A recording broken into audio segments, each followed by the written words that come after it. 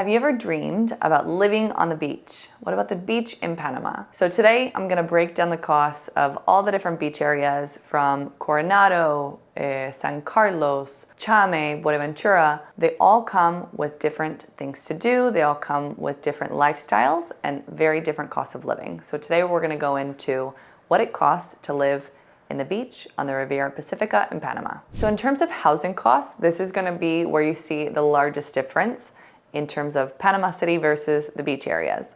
You can find a long-term rental in somewhere like Coronado, which is the oldest beach town here in Panama, for let's say $1,200 to $1,500 a month. You could look at something in Gorgona for slightly less. If you're a surfer, or if you like checking out the mountains, you could look at someplace like Chame. Chame is slightly newer in Playa Caracol, for example, and we have things there monthly between, let's say, $1,500 and $2,300 a month.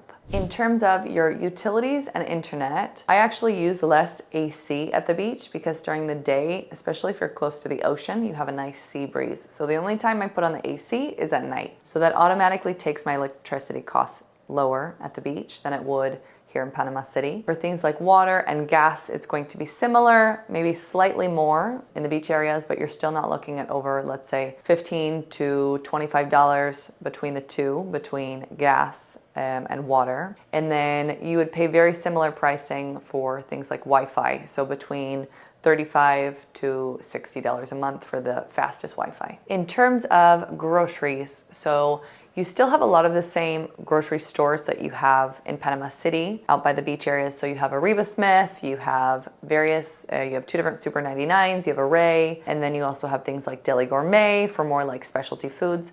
But what's neat about the beach areas is because you're closer to the farmer or you're closer to the fisherman, you can get a lot of those things for cheaper. So you can walk away with, from the guy on the side of the road, you can stop and get a bunch of your veggies and it's like 20 bucks. You can also, depending on what the fisherman caught that day, sometimes they'll have crabs, sometimes they'll have red snapper, sometimes they'll have big shrimps, and it's very fairly priced. So it'll be less than what you're used to paying in the grocery store or what you'd pay in the US or Canada. So for specific things, it will be similar to Panama City in terms of pricing. But again, if you're okay, like with the roadside markets or the fisherman on the road selling his catch of the day, you can really save a lot of money in that area. In terms of transportation, so if you're gonna be living in the beach areas, car ownership right now is essential. Eventually, Panama is currently in the process of building a high-speed train, a metro line, all that go out towards the beach areas, but today, they're non-existent. So they're in process, but not ready yet. So you need to have a car or you need to rent a car if you're visiting. What that means is, you have the overhead cost of insurance, which is probably around $150 a month. And then if you're putting gas in your car, it's between $1.05 to $1.25 per liter. So in terms of healthcare and insurance, your insurance will be the same whether you live in Panama City or in the beach areas. So if you're looking at a normal insurance per month, you would probably be spending around $100 to $150 a month. For something with international care, more, you'd probably be looking at around $250 to $300 a month for something that has, let's say, like a bupa, where you could go and get treatment back in the US. In terms of healthcare in the beaches, you have the sister hospital to San Fernando, which is there just outside of Coronado, that they can manage. I've known people to go and get stitches there. If you have a kid that gets sick over the weekend, they can be treated there. But if you have like major medical emergencies, they'll fly you into Panama City. But otherwise you have San Fernando right there in Coronado. So in terms of entertainment and lifestyle, it really depends on what you like to do. There's a lot of free activities.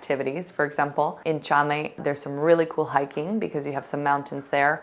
If you like surfing or kite surfing, again, Chame is wonderful for that. You can rent a board for like 15 bucks for a couple hours. If you like more golfing, there's plenty of golf along the Pacific. You have Coronado has a golf course. You have Vistamar, you have Buenaventura.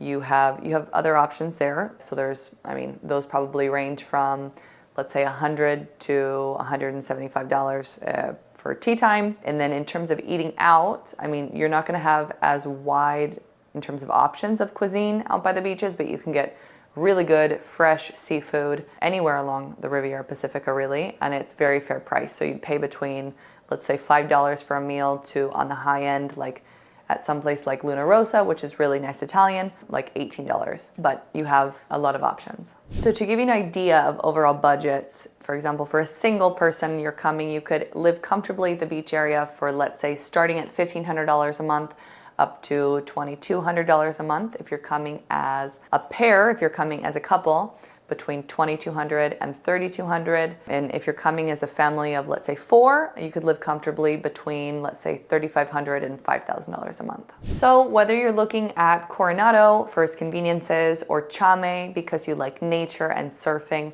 each community along the Riviera Pacifica has something very unique to it, yes? And your cost of living will highly depend on what it is that you like to do.